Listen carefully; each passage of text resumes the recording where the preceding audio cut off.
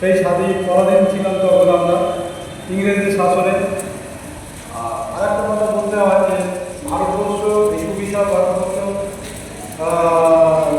সেটা পরবর্তী ক্ষেত্রে ছোট হয়েছে।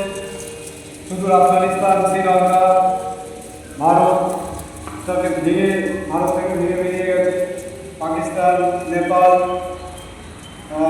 মায়ানমার ইত্যাদি দেশগুলো টোটালি ভারতবর্ষ ছিল। সেই ভারতবর্ষ সেখান থেকে আমাদের থেকে বেরিয়ে গিয়ে যে ভারতবর্ষ ছিল সেই ভারতবর্ষ বড় অনেক বড় ভারতবর্ষ ছিল।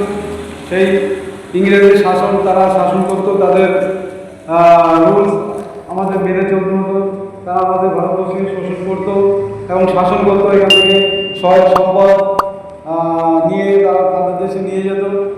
এই নিয়ে যেতে যেতে ভারতবাসী সচেতন হওয়ায়, ভারতবাসী আন্দোলন সংগঠিত করতে করতে স্বাধীনতা এসছে। অনেক স্বাধীনতা কামী মানে আন্দোলনকারী, তারা আন্দোলনের মাধ্যমে নেতাজি সুভাষচন্দ্র বোস, মহাত্মা গান্ধী, খান